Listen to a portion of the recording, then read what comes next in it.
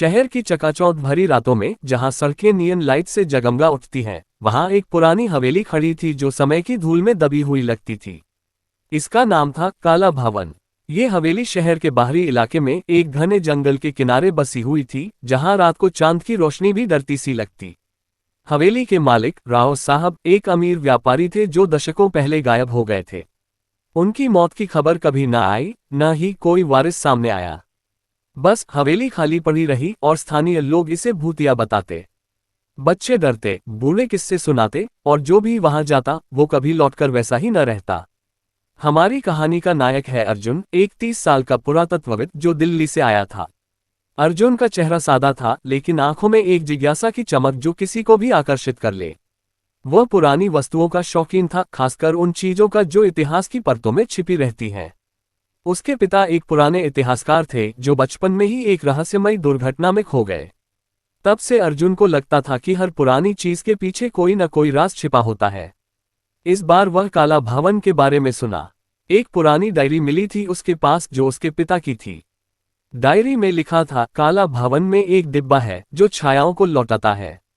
इसे खोलना मत, वरना परछाई तुम्हारी हो जाएगी। अर्जुन ने इसे एक मिथक समझा। भूत प्रेत की बातें, ये तो सिर्फ डराने के लिए है। वह हंसा, लेकिन जिज्ञासा ने उसे खींच लिया। वह अकेला ही हवेली की ओर निकल पड़ा। रास्ता कच्चा था, जंगल घना, और हवा में एक ठंडक जो हड्डियों तक उतर जाती। कार की हेडलाइट्स जंगली जानवरों की आंखों को चमका देती, लेकिन अर्जुन का ध्यान सिर्फ हवेली पर था। आखिरकार वो पहुंच गया। हवेली का मुख्य द्वार जंग खाया हुआ था, जैसे कोई राक्षस का मुंह। अंदर कदम रखते ही धूल की परतें उड़ी और एक सन्नाटा छा गया जो कान दर्द करने लगा। अर्जुन ने टॉर्च जलाए। दीवारें काली थीं, जैसे सदियों का काला रंग सोख लिया हो। फर्श पर टूटे कांच के टुकड़े बिखरे थे और हवा में एक सड़ांध की गंध। वह ऊपरी मंजिल पर चढ़ा। वहां एक कमरा था जो लाइब्रेरी जैसा लगता। किताबें सड़ी हुई, लेकिन बीच में एक मेज पर कुछ चमक रहा था। अर्जुन का दिल धड़क उठा। वहां एक लकड़ी का डिब्बा था, पुराना, नक्काशीदार। डिब्बे पर अजीब चिन्ह उकेरे गए थे, सकल, त्रिकोण और एक परछाई जैसी आकृति जो किसी इंसान को निगल रही हो। डिब्बा ताला बंद था, लेकिन चाबी पास ही पड़ी थी। ये वही है, अर्जुन ने फुसफुसाया। डायरी की याद आई, लेकिन जिज्ञासा ने जीत ली। उसने चाबी डाली और ताला खुल गया। डिब्बे का ढक्कन धीरे से खुला, जैसे कोई सांस ले रहा हो। अंदर अंधेरा था, लेकिन एक ठंडी हवा बह निकली। अर्जुन ने हाथ डाला और कुछ मिला, एक पुरानी तस्वीर। तस्वीर में राव साहब थे, मुस्कुराते हुए, लेकिन उनकी परछाई पीछे नहीं थी, बल्कि तस्वीर से बाहर लंबी हो रही थी, जैसे जीवित हो। अर्जुन हंसा, कितना अच्छा फोटोशॉप। लेकिन हंसी अधर में रह गई। कमरे की लाइट झपकने लगी और बाहर बिजली गिड़गिड़ाए। वह डिब्बा बंद करने लगा, लेकिन तभी कुछ हुआ। उसकी अपनी परछाई जो दीवार पर पड़ रही थी, हिलने लगी।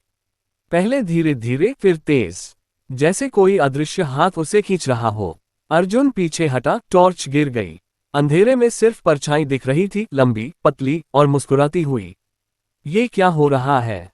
वह चिल्लाया, लेकिन जवाब में सिर्फ हवा की सनसनाहट। वह भागा, हवेली से बाहर, कार स्टॉप की और शहर की ओर दौड़ा। लेकिन पीछे मुड़कर देखा तो परछाई कार की खिड़की पर चिपकी हुई लगी। घर पहुंचकर अर्जुन ने डिब्बा खोला। तस्वीर वैसी ही थी, लेकिन अब उसकी अपनी एक छोटी तस्वीर भी अंदर थी, जो अभी अभी खींची गई लगती। परछाई गायब। रात भर नींद न आए। सुबह वह अपने दोस्त रोहन को फोन किया। रोहन एक पत्रकार था जो ऐसे रहस्यों पर लिखता। भाई आज जा, कुछ अजीब हो गया है। रोहन आया, डिब्बा देखा और हंसा। पुरानी ट्रिक, चल शाम को हवेली चलते हैं, पूरा राज खोलेंगे। शाम ढली, वे दोनों हवेली पहुंचे। इस बार रोहन के पास कैमरा था। डिब्बा फिर खोला। तस्वीरें निकली, राव साहब की और अब रोहन की भी। परछाई गायब, लेकिन जैसे ही वे बाहर निकले, रोहन की परछाई दीवार से अलग हो गई। वह चिल्लाया, अर्जुन देख। परछाई उनके पीछे पीछे चल रही थी, जैसे एक कुत्ता। वे भागे, लेकिन परछाई तेज थी। जंगल में घुस गए, पेड़ों के बीच। आखिरकार थक कर रुके। परछाई रुक गई, लेकिन आंखें चमक रही थीं। ये क्या है? रोहन ने पूछा। अर्जुन ने डायरी निकाली। लिखा है, लौटती परछाई। जो डिब्बा खोलता है, उसकी परछाई लौट आती है। पुरानी परछाई। रात गहराए, वे हवेली लौटे, डिब्बा बंद करने की कोशिश की, लेकिन ताला न खुला। अंदर से आवाजें आने लगी, फुसफुसाहट। लौट आओ, लौट आओ। अर्जुन को याद आया पिता का चेहरा। क्या वही हुआ था? भाग 1 का अंत यहाँ। अगली सुबह अर्जुन और रोहन शहर की एक पुरानी लाइब्रेरी में पहुंचे। वहां काला भवन के रिकॉर्ड्स ढूंढने। लाइब्रेरी का लाइब्रेरियन, एक बूढ़ा आदमी नाम बाबूजी, ने चश्मा ऊपर किया और कहा, बेटा वो हवेली छोड़ दो। राव साहब ने एक श्राप मांगा था, एक तांत्रिक से। डिब्बा उसका है, भूतिया डिब्बा। जो खोलता है उसकी परछाई लौट आती है। मतलब जो छाया खो चुकी हो वो वापस आ जाती है, लेकिन कीमत चुकानी पड़ती है। बाबूजी ने एक पुरानी किताब निकाली। उसमें लिखा था 1850 में राव साहब को एक दुश्मन ने धोखा दिया। उनकी बेटी मर गई और परछाई जैसी कोई चीज चुरा ली गई। तांत्रिक ने डिब्बा बनाया जो खोई हुई चीजें लौटाता, लेकिन परछाई लौटती तो इंसान की आत्मा खो जाती। अर्जुन ने सुना लेकिन विश्वास न हुआ। ये सब अंधविश्वास है, वैज्ञानिक कारण होगा। रोहन ने सहमति में सिर हिलाया, लेकिन उसकी आंखों में डर था। रात को घर लौटे, लेकिन परछाई अब उनके साथ थी। घर की लाइट्स में परछाई अलग नजर आती, कभी लंबी कभी टेढ़ी। दिन बीता। अर्जुन काम पर गया एक म्यूजियम में। वहां सहकर्मी ने कहा, तेरी परछाई अजीब लग रही है, जैसे 2 हैं। अर्जुन ने आईना देखा। हाँ, 2 परछाइयां, एक सामान्य, दूसरी धुंधली। शाम को रोहन आया, मेरी भी। और कल सुबह एक फोन आया अनजान नंबर से। आवाज आए, लौट आओ। वे डर गए। रात को सोने की कोशिश की, लेकिन सपने में हवेली दिखी। डिब्बा खुला और अंदर से परछाइयां निकल रही थीं, सैकड़ों। वे चिल्ला रही थीं, मुक्ति दो। अगले दिन वे एक तांत्रिक के पास गए। नाम था पंडित जी। पंडित ने डिब्बा देखा और चेहरा पीला पड़ गया। ये श्राप का डिब्बा है। राव साहब ने अपनी बेटी की परछाई कैद की थी ताकि वो लौट आए, लेकिन गलती हो गई। अब हर खोलने वाले की परछाई कैद हो जाती। लौटती परछाई मतलब तुम्हारी पुरानी परछाई जो बचपन की या खोई हुई, वो लौटती है, लेकिन बदला लेने। पंडित ने मंत्र पढ़े, लेकिन कुछ न हुआ। हवेली जाओ, डिब्बा वहीं बंद करो, वरना परछाई तुम्हें निगल लेगी। वे हवेली लौटे। रास्ते में कार की परछाई सड़क पर नाच रही थी। अंदर पहुंचकर डिब्बा खोला। अब अंदर तस्वीरें बढ़ गईं, उनके परिवार की भी। अर्जुन के पिता की। पापा, वह चिल्लाया। परछाई बाहर निकली, पिता की परछाई, लंबी, उदास। वह बोली, बेटा मुझे मुक्त करो, डिब्बा तोड़ दो। लेकिन जैसे ही हाथ बढ़ाया, परछाई हमला कर दी। रोहन को खींच लिया। वह गिर पड़ा और उसकी परछाई डिब्बे में समा गई। अर्जुन भागा, लेकिन दरवाजा बंद। परछाइयां चारों तरफ। रात भर संघर्ष। सुबह निकले, लेकिन रोहन वैसा न था। उसकी आंखें खाली। मेरी परछाई चली गई, वह बोला। अब अर्जुन अकेला। वह डायरी पढ़ता रहा। पता चला राव साहब की बेटी की मौत एक हादसे में हुई थी। परछाई चुराने वाला उनका भाई था। डिब्बा बदले का हथियार। लेकिन अब ये श्राप बन गया। अर्जुन ने फैसला किया, डिब्बा तोड़ना होगा, लेकिन कैसे? भाग 2 का अंत। तीसरे दिन अर्जुन शहर के बाहर एक पुराने मंदिर में पहुंचा। वहां एक साधु रहते थे जो भूत प्रेत के जानकार थे। साधु ने कहा, डिब्बा तोड़ना आसान नहीं, उसकी शक्ति परछाइयों से आती है। हर परछाई एक आत्मा का टुकड़ा है। लौटती परछाई वो है जो खो चुकी हो, प्यार, नफरत या अपराध।